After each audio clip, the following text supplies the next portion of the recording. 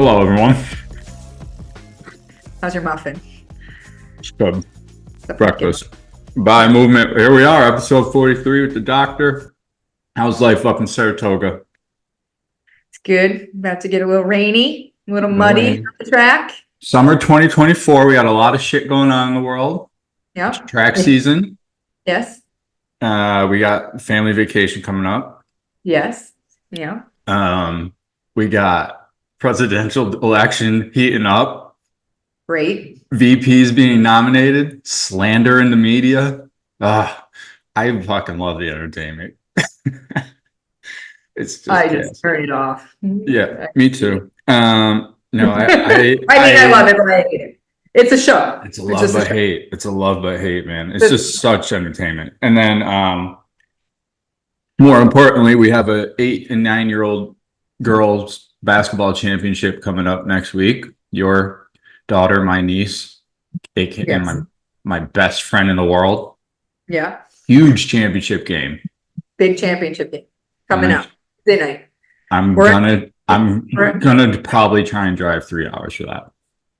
That's very kind. That's your niece's first request when she won that game. Is, do you think Uncle Matt's going to come out?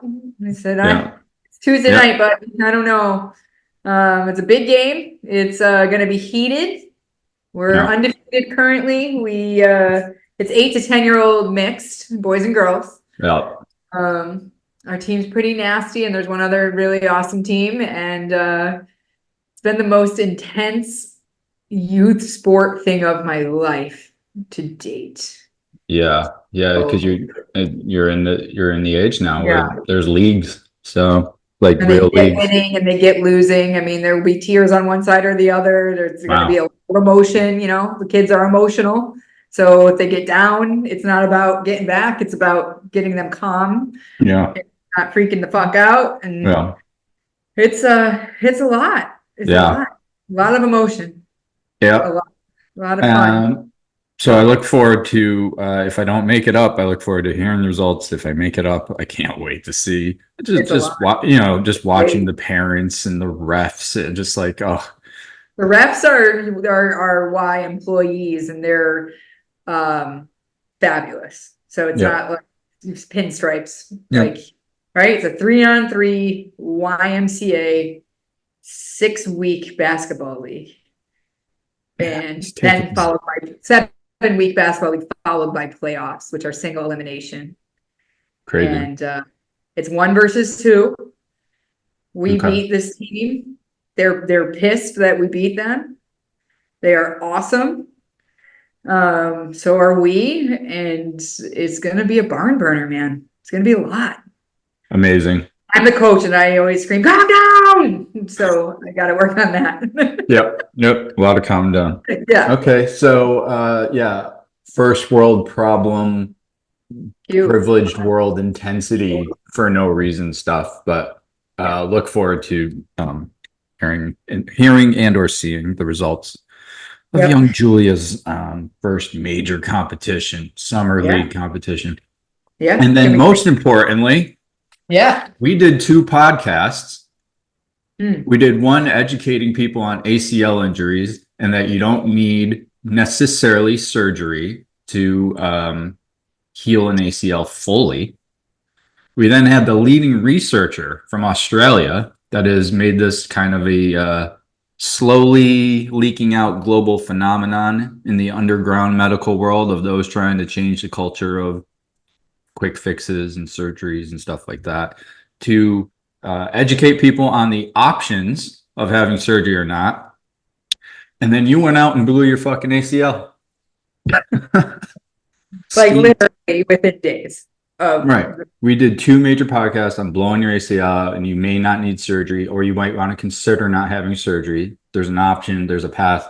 And then you went out and took one for the team and said, let's put this to the test. Yeah. Blew your ACL. So, and you chose not to have surgery. Correct. So, we had podcasts in the week. I actually recorded another podcast on the Volt podcast about ACL injuries. Monday, we talked to Stephanie on Wednesday, once we figured out Australian time and our time differences. Yep. I think on Thursday, I said to my colleagues at work, well, if I'm going to tear my ACL, this is the last weekend I have to do it. And I did it. Yeah. That was nice. So just went in the snow. It wasn't what I would consider a non-contact injury, although nobody hit me. It wasn't fun. It wasn't a funny flip or a story. I was just standing on the side of the mountain. For those of you who ski, you can attest it's spring snow in the Northeast, which is shitty. It's thick. It's when people get hurt more because they got to push harder and all that.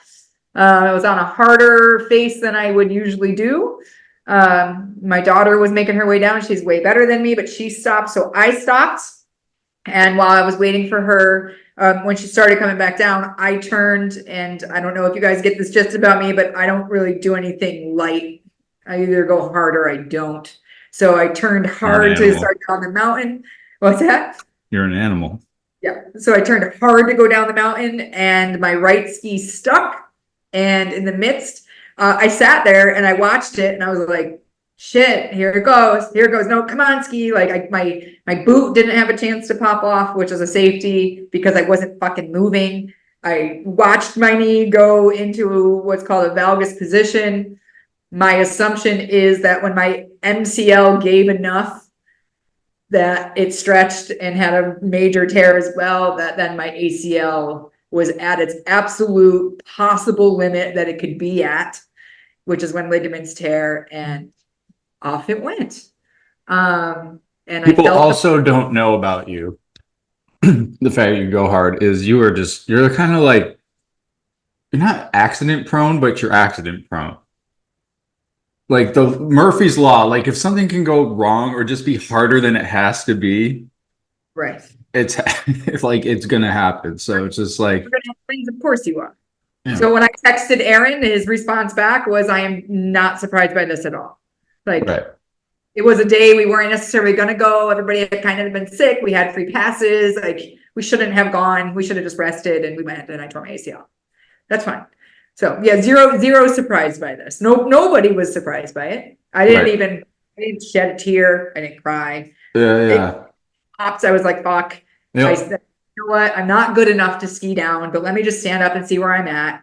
I stood up, and it was very wobbly because my MCL was also gone. Yep. So the MCL is on the inside of the knee, ACL is on inside the knee. So the MCL is on the inside of the knee if you're looking at your knee. Yep. And yeah, I came down. I knew it had happened. Now the gift there was I knew what to do. Oh, I took a toboggan ride down. That was nice. So, Rolling down the toboggan. I got pictures of that. I've seen them. Yep. I talked my daughter, who was upset, and she was more upset than me. I talked her into going back out and skiing. Yep. And I sat by the fire. I didn't have crutches, but I had my ski poles, and I just hung out. Anyway, so that was March 16th. So it was about 5 months ago almost to date. Yeah. And yeah, so I chose, so it was time to choose to do what either I'm talking about or not, depending if I was a good candidate or not. Right. So one of the things that we needed to do was get imaging done relatively fast so I could understand the ACL tear itself. Yep. Understand where it was, what the extent of the damage inside the knee was, so that I can make a decision. Yep. So when somebody blows so number one, welcome to the club. ACL, common injury. Took me 40 years. 4 years? 40. Took me 40 years.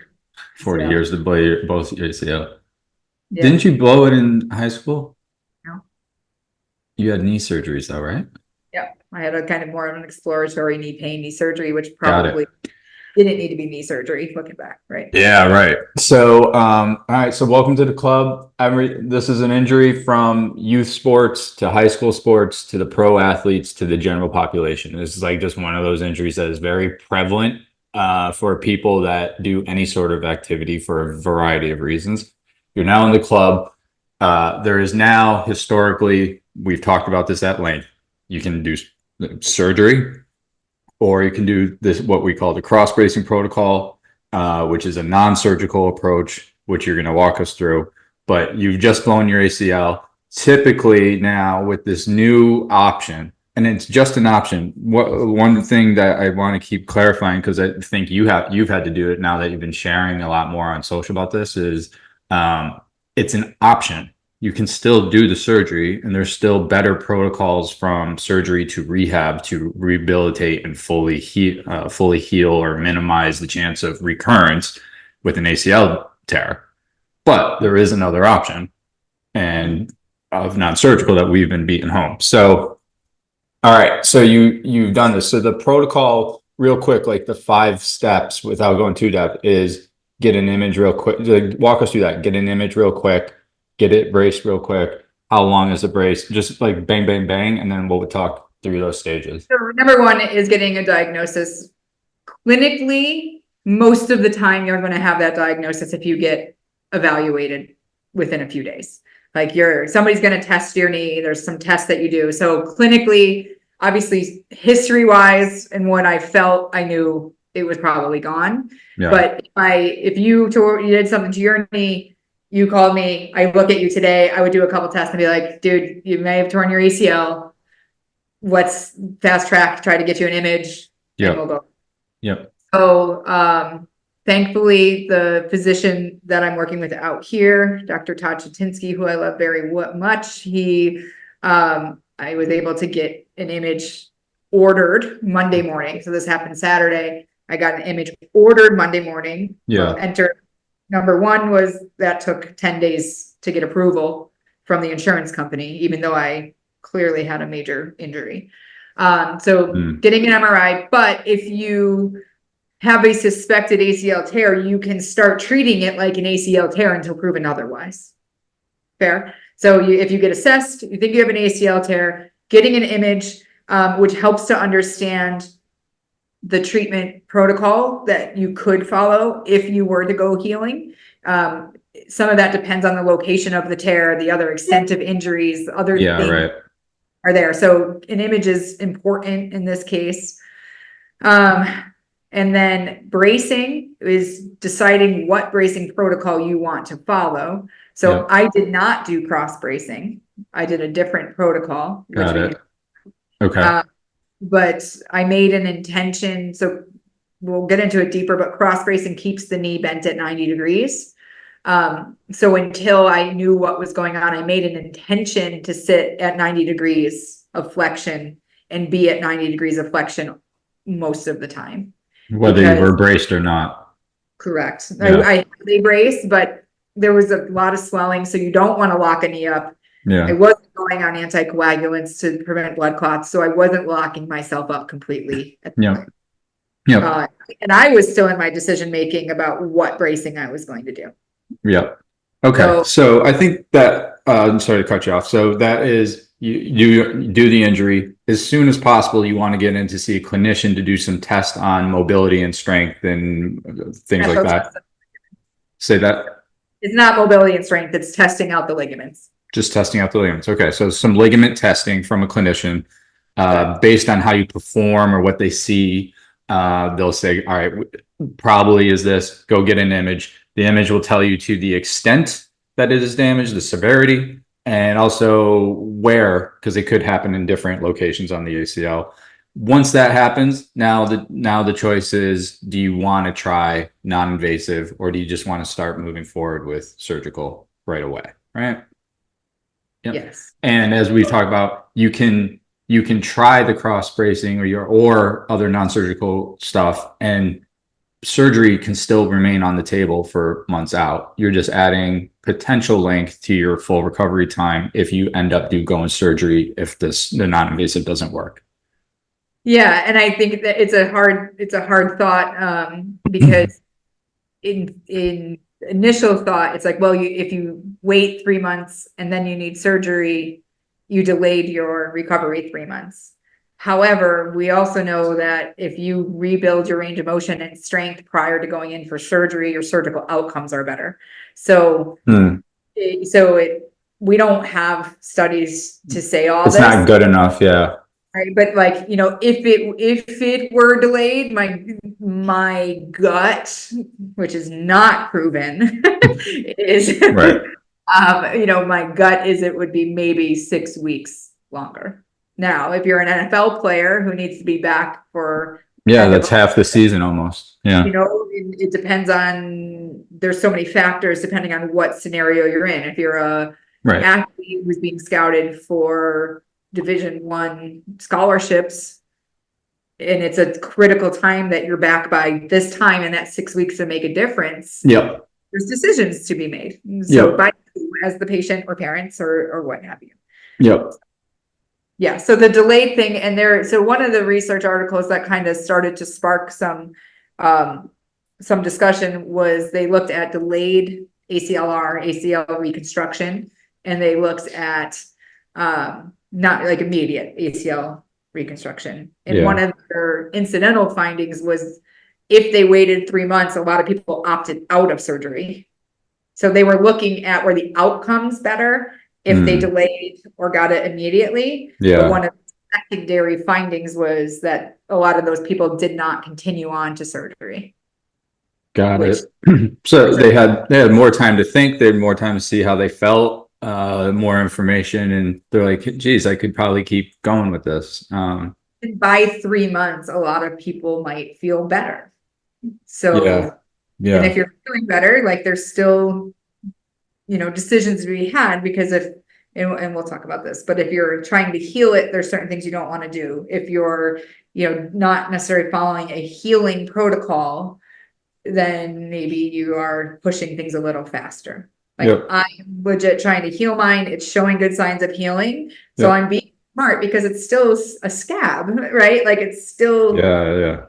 I built my ACL thickness over 40 years, and it took a significant amount of force at end range to tear that thing. I was actually quite impressed with my ACL. Like it was in the bucket. Right. Yeah. It was robust. And which is why I never actually tore it before. I never got to an end range point. Yeah. It was just like when Klay Thompson tore his, he just landed after a vicious dunk and his body just went flying. Like I think everyone would have torn their ACL like the way he did. Push your a joint to a limit that takes it to the end range of a ligament. Its choices are to break or don't. Like break, something has to give. Gravity's gonna win. So Anyway. Okay, so all right, so you tear your ACL skiing. You got an image fast. You got a clinical test fast and an image pretty fast. And then because you've been on top of this research, you're like, you were probably going to decide to give it a shot anyway, and just see where it was going.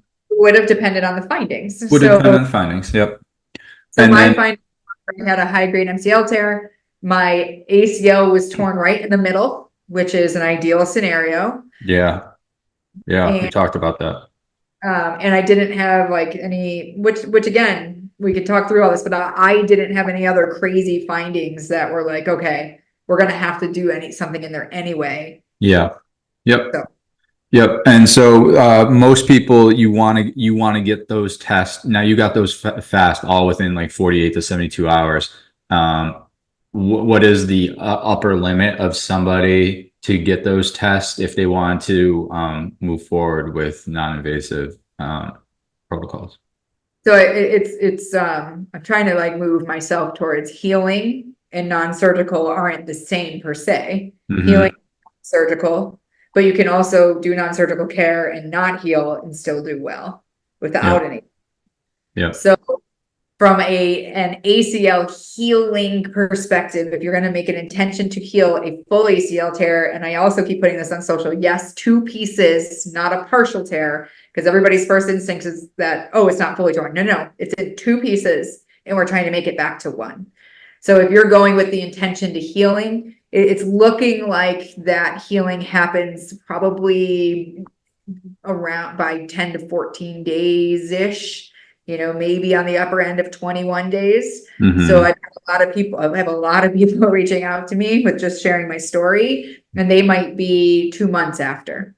So the chances, if it could have already started to heal on its own, we don't know. But to then go brace somebody and to put them in a healing protocol does not make sense, because just like if you tear like if you have a cut, it's going to wall off. Like it's going to, like the ACLs, if the pieces don't return together, they become kind of like nubs, and Gotcha. Yeah. Anymore when they're freshly torn, right? It's just like a bone. Yeah. You fracture a bone. If the pieces are close together, they integrate and heal. If the pieces aren't close together, you reduce them, and then the bone knows how to heal. So that's the same philosophy, right? We went through that. Yeah. But yeah, so if you are beyond a certain time frame, the goal to heal via bracing is out. Yeah. But it doesn't mean that you can't take a non-operative approach. Yep. Okay. So, and that's usually like a 3 to 4 week timeline. If you haven't really gotten those tests in that time, you're probably taking the cross bracing protocol out of the equation. Bracing. Yep. Okay. So you got those within 48 hours, 72 hours. So you had a lot of the key information. You have the experience. So you're like, all right, let's go with non-operative and take it from there. Yeah, and then the other thing is like the initial phases of managing an acute injury. Yep. So when we've talked about peace and love over RICE on this podcast. Yeah, the acronym RICE is rest, ice, compression, and elevation. Standard. If you roll your ankle, you ice it, you elevate it, you don't do much. You've introduced me to peace and love, and you can spit that one out for me. Yeah. So peace and love is an acronym for obviously what to do after acute injuries. And the P is protect. The E is elevate. A is avoid anti-inflammatories. C is compression. E is educate. L is load. O is optimism. V is vascularization, and E is exercise. So when I looked at much different. It's like night and different. Yeah. Rest means rest, right? Like if you don't. Yeah. I was tired, right? Like I was tired. Like my body went through a big trauma. Like right. Get into the other days, but I made a very conscious effort to protect my knee. I was elevating it when I was down. When I was laying down Saturday, Sunday, I was elevating it. I worked full days starting on Monday. Never missed a day for work. Yep. But when I was not with clients, my legs were up. I would have my computer on my phone and I was elevating my leg. Yep. Avoid anti-inflammatories. I did not take any ibuprofen. I took Tylenol maybe a couple times. Yeah. Maybe in the first week. And that will vary for people. Again, avoid doesn't mean don't not do it at all, but it's minimize. Yeah, I feel like we went off for the deep end a little bit. Like acute injuries, like you want the swelling because that's all the good stuff, right? It's your body's medicine. Yeah, it's the stuff. It's like the juice that makes things right. So yes, we want to avoid like the secondary stuff from inflammation if possible. Yep. But anti-inflammatories actually slow down healing. Right. So I went Tylenol, which is not an anti-inflammatory, it's a pain reliever. Right. So I did take that like a couple of nights. But we used to be like, 800 milligrams of an anti-inflammatory 3 times a day you used to do that for me all the time. You're like, load up. Totally. Yeah. Compression, like I had an ACE bandage on it and then fusion. But that I did not, I iced the first day. And then after that, I really didn't ice at all. And you were just icing more for just the pain relief, right? Yeah. Not to get the swelling down. Yeah. I mean, again, some secondary swelling stuff, of course, like ice. Yeah. Like a lot of people will live on ice, but that shuts down the mechanisms of bringing all the good shit to it. So, right. So I really, I wasn't an ass, but like, again, like with pain meds and ice, I made a conscious effort of asking myself, like, do I really need it? Yeah. And if the answer was yes, I did it. Yeah. And if the answer was no, I didn't. So, those were the phases of the acuteness. Yeah. I love that acronym is one of my favorites because, you're still doing elements of the old RICE. You're still elevating it. You're still, but by protecting it, you are resting it as necessary, but you put in there educate, you put in optimism, you put in load and exercise. So it's also to let people know pain is normal.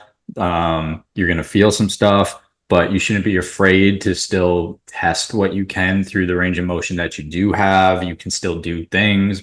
And don't operate out of fear and just resting and doing nothing. So it's a totally different, it's a longer acronym. It's peace and love. So there's more to it, but it does register. I mean, it is good memory recall because it's a cool saying. So protect is protect the injured tissue. That's it. Right. Yeah. That's it. Like now it's my leg. So I did use some crutches. I did brace. I was sitting down at work, stuff I don't usually do. My leg was more swollen at the end of the day. So I was elevating it, so I did a lot of that stuff, but the protect was of the knee. And after that, like within that week, again, I was tired. So I was respecting the recovery that I needed, but I was doing needed ski erg. I was doing some gentle standing leg raises. I was doing some gentle movement and exercise, respecting I needed to settle my body. But the earlier you get moving safely, the better. Really. Yep. Okay. So, So again, you're quick in the protocol. You're doing everything to protect, but still, have a positive outlook about where you're going with it, respecting where you are, respecting the injury, but still not being fearful of trying some things within the reasons of the limits of what you can do. Correct. Okay. Keep going. We're good. We're getting along the process here. The next part was, when I got the image, it was 10 days after. So I was treating myself like I had an ACL tear from the get-go. Yep. And I did not lock myself. So cross bracing is you would lock starting around day 4 or 5 because of the swelling and all of that. You would lock the knee at 90 degrees and stay there. In a brace like this. Yeah. Brace like that for 6 weeks. How many? 6. Yeah. Brace on. Yeah. So, so I had been working also. So I've been having conversations with Stephanie Philbay, who is the lead researcher on the cross bracing protocol. And I also started just prior to this having some conversations with Kieran Richardson, who is another Australian physio, who has been doing non-operative ACL care for a decade at this point, including bracing and healing. It just hasn't been published as a research article. So I was talking to him and kind of talking through like what his protocol was and what, how to follow that, which I think will end up being deemed the Richardson protocol. Yeah. And actually him and Philbay are getting on a podcast, I think today he had posted. So I can't wait to listen to those two rant. We had Stephanie on, so we should check that one out. She was awesome. Kieran will come on too. So, but so I was chatting with him, and then again, I had dove into the cross bracing stuff. So the immediate thought was I was going to do cross bracing. And the physician I work with, who was going to support me in my process if I was a candidate, would have done all the things, would have prescribed me an anti-inflammatory, or anticoagulant. I ordered an iWalk, which is like a peg leg that you can walk with so that you could walk with your knee bent at 90. I got all the pieces together to start cross bracing. And then reality of my life sets in. I have 3 children. Yeah. I need to drive. It's my right leg.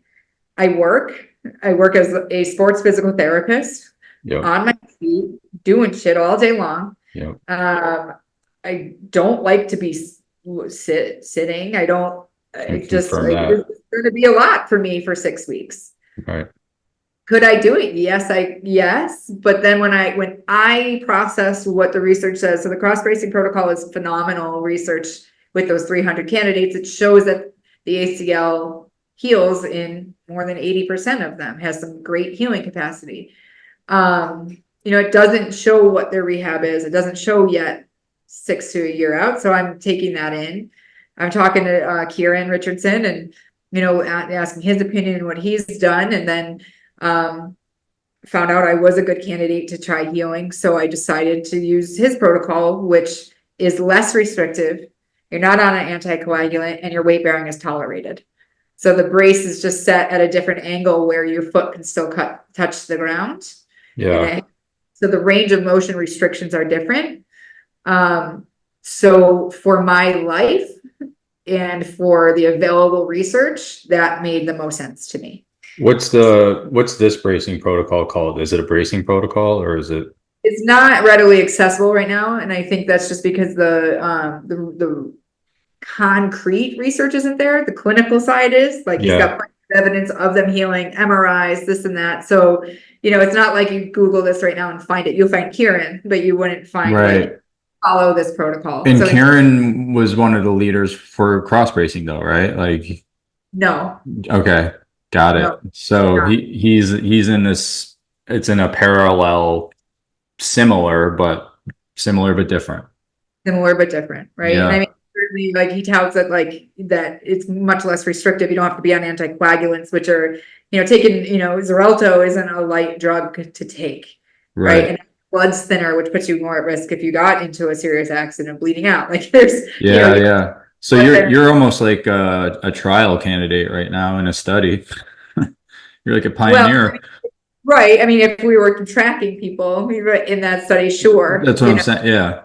And I mean, so again, like he has data on of his own clients and of ones, but it's just not a. I wonder, like Steph is going into looking at cross bracing versus surgical next, like comparing those two, and then with talking to Kieran, then we have to compare different types of bracing. So. Right. A very restrictive one. Like, what does that look like? Like I locked up my knee and didn't fully extend it for 6 weeks. I'm still have a little trouble with full extension, but I didn't move it certain ways. And so, if I was locked further, what does that look like? How does that respond? Like, who has a better result? More aggressive bracing or less aggressive bracing? We don't know. Yeah. Right. Yeah. We don't know. So you give the information, clinician, and this is exactly what Kieran did. And, I knew from the cross bracing is like, you give the information and you let the individual choose what's best for you in your life. Right. Like that's how I would operate. So people contact me about cross bracing and we'll have these conversations and they choose. And I had one do cross bracing and he's doing great, and is that the one in Colorado? Yeah. Yep. Yeah. So, and then we have some others that are going, not doing that. And then we have some others that never braced ever. And I know, and they're being deemed an ACL deficient knee, which means they don't have one, but they never MRI'd. So maybe they healed and we don't know. Right. So there's a whole scope behind this and it's way deeper than brace or not and all that. But my story, I chose a less intense bracing protocol with the intention to heal. Yeah. I braced every day, every minute of every day for 6 weeks, with my kids running around, worrying about them jumping on my leg, sleeping in my brace. Yeah. Everything you can do. Then after 6 weeks, I kind of weaned out of it. And then how what was the angle on that brace? It varies. It varies. So it depends on, I mean, for me, I wanted my foot to hit the ground. So, it was just so that you weren't moving your knee. You basically just stabilized it. Right. So we said, like, if we, look back at the cross bracing, so end flexion, in the flex position is where Tom Cross sees, and this is where Stephanie was, is that inflection is where the ACL pieces have the most overlap. So if we flex to 90 at the most overlap, that's the best ability to heal. Yep. But essentially what, the other camp is that being flexed brings them together. It doesn't necessarily matter the angle, or we don't know if the angle matters yet or not. What does make a difference though is totally fucking crazy is in the early phases of ACL surgery, what we generally do, of a knee injury, what we generally do in the beginning of rehab is try to get the knee straight and push the knee straight and get your going. Right. But in straight, that's another mechanism that tears the ACL is hyperextension. Right. The ACL gets more taut as you get into extension. So you want to avoid extension versus everything that you possibly read right now on the internet. If we were to say, what do you want to do? Right. Get your knee extended as fast as possible. Yeah. I mean, you see people walking around, they're straight, like when they're walking in those tight braces. Yeah. So Jesus Christ. So, right. So like, this is where like, I've talked to I've actually talked to two people this week. They're like, okay, well, I've been, like I've been chatting with them and they're like, okay, well, this is what I've been doing. I was like, okay, well, get yourself braced and avoid extension. They're like, well, I've been working on extension. Have I fucked myself? I'm like, don't worry about it. You're this many days out, let it come back. And, we do want to avoid that because it does put tension on the ACL and we don't want to pick the scab. We want scarring. We want that. Yeah. You want the healing. Yep. Gotcha. So, all right. So so you did the bracing for 6 weeks. Okay. And then what happens? The brace just comes off and now you just got to be conscious about how you're moving and you begin the loading and exercise phase. Yeah, I mean, I think you're still, some of it is subjective, like how do you feel, right? Yeah. So I opened up the angles, I had full range. I did slowly open the angle of straightening up just a little by little, just to get used to it when I was walking. When you lock and you're not extending, your quad isn't going to work in end range extension, which makes you feel wiggly. If your quad's not working, you feel wiggly on your leg. That doesn't necessarily mean the ACL is not healing. It means your fucking muscle's not working. Right. You're wiggly. So, I still get a little bit of that. It's much better. But so I worked myself all the way back straight. And then I wore the brace for a couple of weeks. And then I mostly took it off. But if I went like to an amusement park with my kids, I put it on. If I went, I would put it on certain spots where I might not feel stable or that I was in a stable environment. Right. Which probably took me another like 4-ish weeks. And then, I have some other braces and things I'll put on it depending on how I feel. Yeah. Less these days, but I have like a little strap. I have a sleeve, I have some other tools that sometimes I feel like just give it a little hug and tell it it's going to be okay. And, we move on. So. Yep. And then the exercise portion, like what the brace comes off, like what are the things you were doing to help promote the healing through exercising and loading? Load is important, right? Like that's in peace and love. So right. And one of the things, we were chatting and even in the cross bracing protocol, you start exercises early. And you can weight bear. It's just that you're at 90 degrees. So you can't like walk and weight bear, but you can do wall sits. You can do exercises that you can do isometric stuff. Correct. Yeah. You want to be exercising because to get it will fire. Exactly. To get the pull on tissue makes your body stimulate repair even more. Yeah. So just like, so if you can start to do exercises, so I started a lot of exercises as soon as I felt okay. And some days I didn't want to do certain ones, but I was at least just like doing standing leg raises. I was walking, wall sits, a whole variety of things to stimulate healing. The weight bearing stimulates healing, which is a big discussion when we start to talk about bracing because, what is going to be more beneficial, a less aggressive bracing or more range of motion bracing? We don't know yet. We don't know if there's a benefit over the other. But to me, the weight bearing was needed for my life. And so we did it. So exercising and really like not with the brace on, I mean, I wasn't deadlifting, 185 pounds, but I could deadlift 60 pounds. I would just go through the range that I had within some time. I didn't do that right away. I was 26 pounds but just trying to keep my muscles engaged. Not let them just go to total shit. Yeah. So if you're in a brace, you can do some isometric stuff because you obviously can't move through a range of motion. Once the brace came off, you were doing all these various things. Well, no, in the bracing protocol I did, I wasn't locked in one range. So because you're not doing the cross bracing, right? Correct. So I was able to move through it, which was a big thing. I think that the number one thing is just avoidance of extension this is where you really need guidance of a clinician who understands non-operative care, which there aren't many right now in the US. Right. Because there's stories of people who are going to, PTs who are asking and wanting to heal, and the PT saying, no, you got to push it straight. And we're doing passive manual therapy and pushing the knee straight.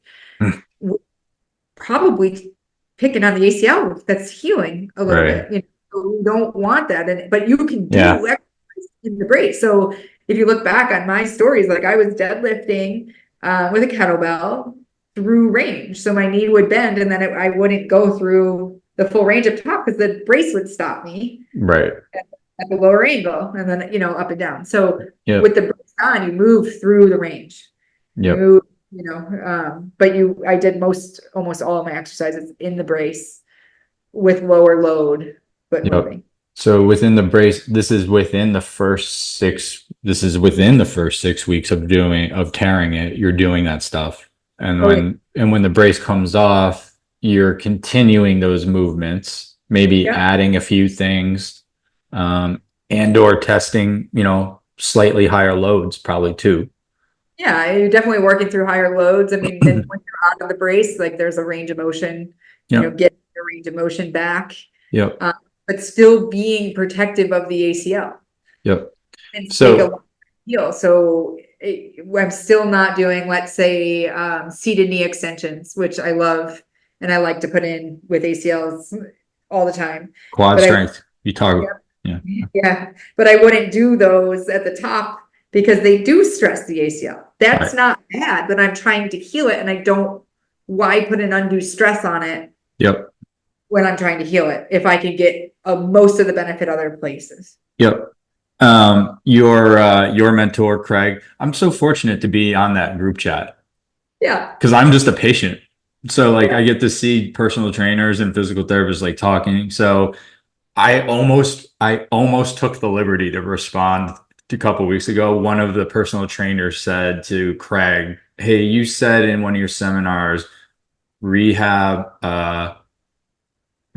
is just exercise in the presence of an injury. Can you explain that?" And I was like, "Oh, I can." I was just like, but basically I was just in my head, my answer was, you should always be strength training.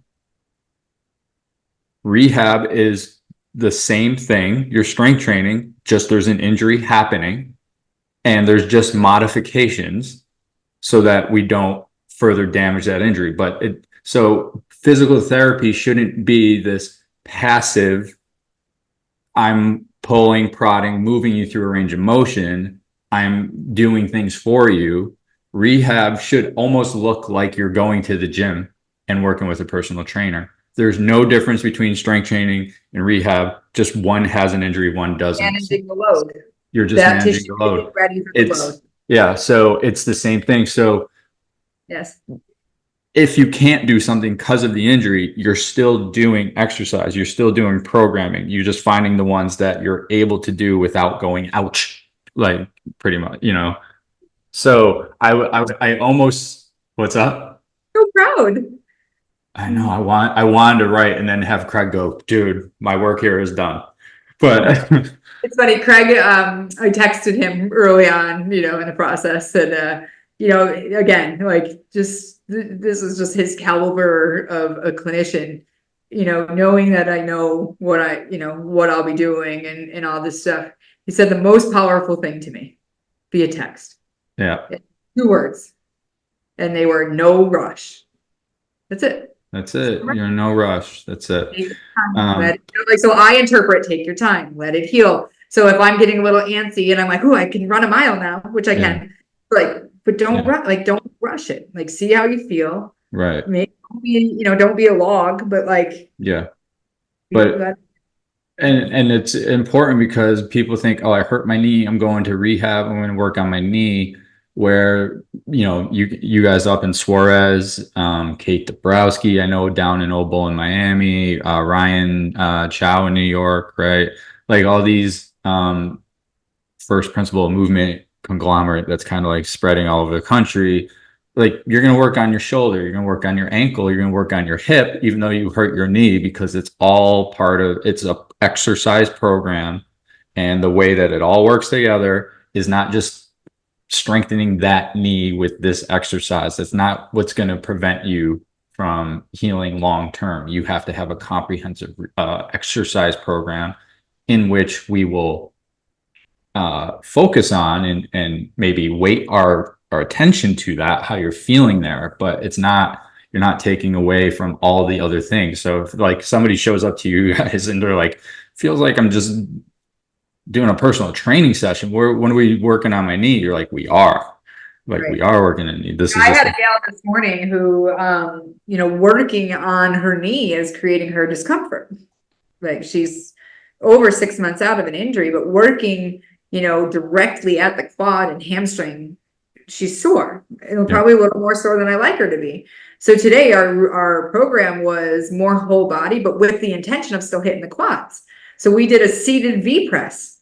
Do you ever do a heavy seated V press and feel what your quads do? So she sat and I gave her a weight and I was like, all right, that was too easy. I'm like, did you feel anything? She's like, my shoulders. And then I gave her a heavier weight and she did it. And I said, what do you feel now? She's like, my quads. She's like pinning her body to the ground. So instead of making her have to do these other exercises, which are great exercises and she needs to do, we went backdoor at the quad and made it work in the system rather than like force it for things that were hurting. Like when the quad is sufficient enough, those things aren't going to hurt.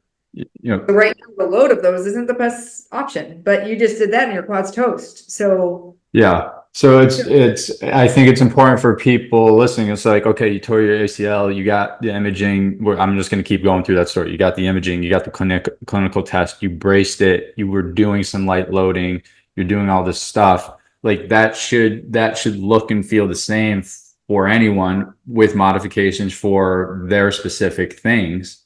And it can apply to not just ACL injuries. So it's like if somebody's going through an injury and the way they're being assessed is very targeted just on how that muscle group is working and what they're doing, that a red flag might go up to be like, hey, should we be doing something more comprehensive?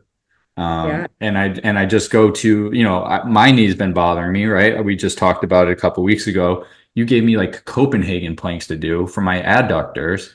And I'm just like, wait, this is my abs and your core. You're like, yeah, you have weak links in the chain and your knee is bearing the brunt. So you got to strengthen all the stuff around it, not just the knee and not just blah, blah, blah. So people should really, as they begin to assess or get second opinions or get into rehab programs, if they find themselves not doing a lot of the work themselves, that should be like a yellow flag, you know, just be like, maybe to push back and be like, hey, is this comprehensive enough? Aggressive, right? And aggressive enough. Yeah. I'm actually quite aggressive from the PT side. When we talk about return to sport, probably people would argue I'm more conservative, but you have to hit my marks. So if you're not hitting my marks, I'm not releasing. It's not conservation. It's achieving the goal that you need. So but and I would say, you know, a lot of times there's stigmas even in PTs of like, well, your quad isn't firing, so we can't do X, Y, and Z yet. And they'll stall people in working out because they don't have a good quad set. Well, you throw somebody that can tolerate some weight on a backwards sled or just a backwards walk, and guess what has to work? Their quad. So you can sit there and try to, you know, have telepathic measures getting to your quad and firing it, which I do, and I do think you need, or you can just fucking ask it to work and make it in a position where if your quad doesn't fire, you're going down.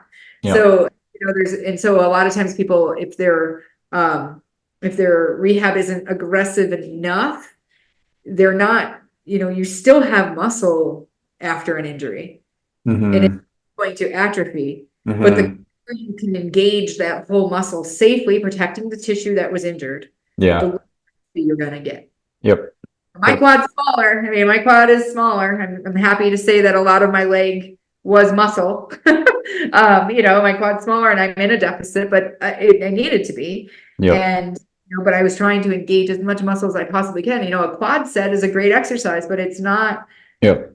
Not going to support you standing. Like you need more muscle than that. So So all right. So update on status, blows the ACL, gets a clinical test, gets the image, braces it, does some light loading in the brace, takes the brace off, continues those loading movements, adds some more stuff. You're monitoring it. And what is the status today? Where are you at in the process, and where do you go from here? So is it on the mend? Is it healing? Is it looking promising? Are you on the track to still avoid surgery for the time being? Blah, blah, blah. Yep. So at 3 months and like a week, I had a repeat MRI to see what's happening. And as Richardson would say, the fact that my physician even put to reassess for healing is major. Like, so that was his order for the MRI. Right. So we have, I have my physician, I have a radiologist that we're working with. So we didn't flag him. So it was read by a different radiologist, but it's funny because the verbiage, the people with fractures, when things start to heal, you start to look at that they're reported as with a good bony callus, which is all this shit around the bone that's like helping to bring all the stuff to heal. Good callusing, signs of healing, like it will say that with a bone. With a ligament right now, they're not committing to that. So it's scarring, like scarring's healing. Like that's good. Like right? And if my image, I think I got to throw it back up at some point, but my image clearly shows from the first image that it was 2 pieces. And now those 2 pieces are not discernible. You can't see 2 pieces anymore, but there's a lot of shit going on. There's a lot of gray, there's a lot of white. So to me, that means it's in what's called the proliferative phase, which means there's still things there that are helping rebuild and all of that. So it does not look like a uniform ACL. It is still weak, they put a little laxity on there. Yeah, it is. I mean, it's still got stuff to do. We were questioning, should we have waited another month to get a little more healing? But we're good. And just at least it's showing signs of connection. Another more month in the brace? No, another month until we did the repeat MRI. Image. Got it. Yeah. And then I talked to my PT, and then I talked to my radiologist, because the way the image was going, like I also thought that maybe, so what can happen is the nubs of the ACL can attach to something else. Right. So they can grab on to anything else and start to heal to that, which isn't a bad thing. But like, so sometimes the ACL will grab the PCL. So it might act like an ACL, but it's pulling the PCL. It's non-anatomical healing. Yeah, right. The radiologist did my initial read. I was like, can you just look back? Can you tell me, from the angles we are, can you see if it's attaching to the PCL? Can you give me some clarity? Because this is new to him too. Yeah. So the physician here and a radiologist here will have these conversations with me is amazing. So, that they're interested. And so he looked and he, I can imagine he pulled the screen up and he's like, nope, I can clearly see that the ACL is its own entity. There's not sprouts going to other things. Gotcha. So you are anatomically healing. Yeah. Right now. Yeah. Right. So based on that image, and I'll re-image again at 9 to 12 months. So, and that one, as my physician, I say, it's just out of sheer curiosity. It's not at this point, right? They need more data. Especially if I'm feeling good, it's going to be because we're going to do this clinically for people in the area. And I want to know my story. Yeah. So, and you're continuing to do more movements and activities of daily living. Fine now. My single leg squat feels pretty good. My knee is definitely more crunchy because my quad is down, so it makes a little more noise, like little Rice Krispies, right? Which I believe will, I will go away as my quad gets stronger. My single leg squat is good. I've been able to single leg hop, which is huge. Yeah. So because I could do some certain things, I could single leg hop is a big one. I can run a mile. And I started at like a 12:40 pace. I'm down to about a 12-minute mile pace. Okay. Yeah. Great. So, which isn't that far off of what I like to run a mile in anyway, which should be like 10:30 or so. So, I got a mile, I can jump. I've deadlifted. I'm not pulling as heavy as I could. But like 155, 1 to 85, like in that range. I have back squatted. I'm not loading that heavy, but I'm just working on my depth, so I can pretty much get ass to grass. My balance feels good. My Copenhagen's I'm not there. I can do them from my knee, but that will be, that does put a lot of stress on the ACL, the Copenhagen position. Yeah. So to get from my foot will be another criteria for me to know I'm doing well. But right now, if I were to put on my foot on a bench and try to lift up, my body just revolts. From From my knee, it's fine. From my foot, it's like, don't put that stress on your knee. Yeah. So I feel good. I do still have symptoms. Like I still have some tightness around the front of my knee. Yeah. I don't feel any instability, like I'm going to buckle, lock, or give out. Yeah. I have been working in some twisting and turning, which is feeling good.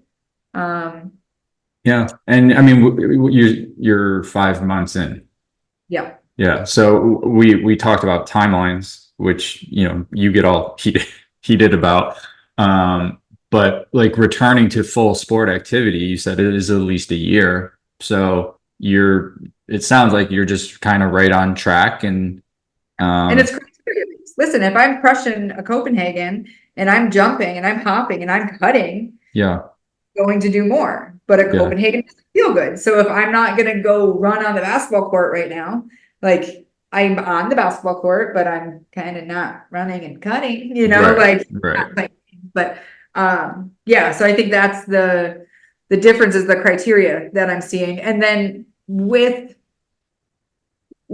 tissue healing, I do agree with some moderate timelines of what it takes to heal. Mm-hmm. So like an ACL graft, if you were to get surgery, takes at least 6 months, but much more to actually heal. Right. So there's tissue healing times, which I do think are moderately standardized, but a ligament, if you look at it, takes 6 months to 2 years. Yeah.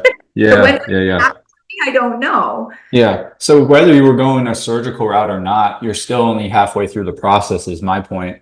And the fact you're feeling good. And one thing you've taught me with like back pain is regardless of what an image says or what an x-ray or whatever says, the new PT world is focused on function. And if you can do something and you feel good and you're responding well, the image doesn't matter. It's not clinically relevant. It's not clinically relevant. You are able to accomplish your goals and do the activities that you are passionate about. And the image is like, yeah, I have a herniated disc, but I can bend over and pick up 100 pounds or whatever it is. You're like, if I can do that and it doesn't hurt, the image is just information that is there.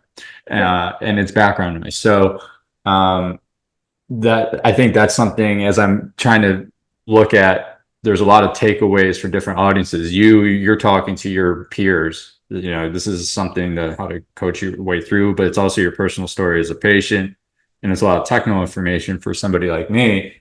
It's just be like, how do you process all this? And just be like, the bottom line is surgery is an option. You don't have to take it. You need somebody experienced who can coach you through this, not make you feel bad for choosing what you're doing, and still having the cognitive awareness to be like, but surgery's still on the table. And at some point, if you're not responding well, we might need to put that back on the table and get this going. And as long as all the information is presented to the patient, then the decision between provider and patient can be made in, the best spirit of getting somebody back to what they want to do.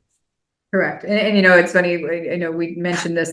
Crazy. This is spring, and I truly believe any injury, anything that we go through, not an injury that's significant, changes you and it changes your perspective. Yeah. And it changes what you do and it changes, it might, it might take you down. It might build you up.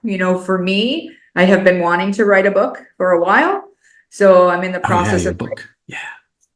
13,000 words in so far. I'm doing great. Yep. But I'm writing a book, that is essentially a guide if you're taking this less traveled path, because you're going to hit a lot of rocks and you're going to hit a lot of people who will try to tear you down, including orthopedics, friends, family, all of that. And then you're going to have a lot of doubts and self-doubts and thoughts that just, even if you're very well educated, are going to come in and out of your mind. Yeah, it's kind of like the imposter syndrome in corporate America, or even like, hey, we're starting a podcast. Who the fuck am I to do that? Just like you're going to have these, should I be doing this? Yeah. And then every time you feel something, you're going to, especially if you don't know, and thankfully this is my profession. I'm like, this is stupid that I'm going through it. Like, it's just, right. right? So stars aligned. Yeah, I mean, at the end of the day, it's very good for me. I treat 60 to 70% of my population as ACL tears. Like, I was trying to promote non-operative care, so right here I am. So yeah, good. Atta girl, way to commit. yeah. But to that point, one of the last pieces that I'm talking about in my book is when to jump ship. Like, don't ride so hard that your life suffers. Right? Like, if I get to a point where I'm not happy with what I can do with playing with my kids and playing sports and getting back to skiing and all that, I will get ACL surgery. Right. Exactly. I'm just right now, I'm trying something different. I feel good. I'm living my life. I work full time. I run my kids around. I play with my children. I don't really think about it much.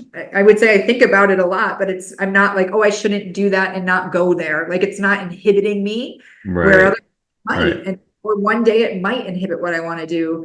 And having that cognitive awareness of, when do I need to stop this and switch to surgery? And then you're going to deal with the I told you so's and this and that and fuck off. Like, yeah. And I think that's probably what I put like in one of those lines was like, when people say that, be like, yeah, respectfully, just fuck the fuck off, dude. No, I did it because this is what I wanted to do. Yeah. Have you ever done something you wanted to do, or do you just do what everybody tells you to do? Yeah. Because this is what I wanted to try. And if it worked for me, it would have been great. And it didn't. Sis is spitting hot fire. Keep going. Yeah. No. I fucking love it. So yeah, we've had so many authors on our podcast, and you've been like, I'm thinking about writing a book. I'm going to do it. We had, Dottie Pepper. I think Teresa DiLorenzo is in the process of writing hers. Ed Lattimore, Felicia Killings. Who else wrote a book? Fred. Angelo. Yep. Fred, Angelo, he's wrote a book. He's writing the second one. Sent me some stuff. I'm actually meeting with Dottie in a couple of weeks to talk about their processes, getting the book out. Through our podcast, you now have like a bunch of resources of how to publish a book and where to make it for sale and how to self-publish versus going through a publisher. It's crazy. You're gonna join the ranks of authors on the body movement. You will be one. Yeah, I'm just writing, and then my guess is the editing process based on my style of writing will take a long time. Yeah. And you're at what, 13,000 words? Yeah, I want it to be about so if anybody has feedback, I want it to be a quick self-guide, self-help thing. So if you're choosing not to do surgery, and you're going through these thoughts, I'm hoping to grasp all or most of those and be able to give people tangible takeaways to manage things like the ups and downs of symptoms, like your healthcare provider telling you you're going to tear your knee up and be the worst person ever if you don't get surgery. You're going to deal with, you might deal with the ability that you need surgery after doing this. So there's a lot of things that go on when you go, as we know, and as we talk about on here all the time, it's an unbeaten path. It's an untraveled path where it's going to make people uncomfortable. I'm a 15 plus year experienced physical therapist who has been studying this stuff for years at this point. And my mother's still questioning what exercises I'm doing when I post them on Instagram. Are you supposed to be doing that? Is that okay? I love you, Mom. But like, yes, I'm okay. Thank you for your concern. Mm-hmm. Yeah. Well, I know I should, but if your mother's getting on you for doing something, or that, maybe you're going to, crumble. Like, not, I won't, but. Yeah, right. So 13,000, you're about halfway there then ish. And, it's going to be self-help style. So very cool. All right. So yeah, takeaways, everyone, just, go through, I'll chapter this one out so people can kind of pick and choose where to go, but there's Alison's process. There's how a provider might, if you're a provider, how you might want to communicate with your patient, provide options. If you're a patient, it's how you might want to communicate with your provider and ask questions to them and understand there's going to be periods of uncertainty of how you're feeling, but just to kind of let the process play out a little bit. And then ultimately nobody can make the decision but yourself. So don't, feel pressured to do it one way or another. And Alison's writing a book. Fucking awesome. I love it. All right. Thank you for the technical breakdown.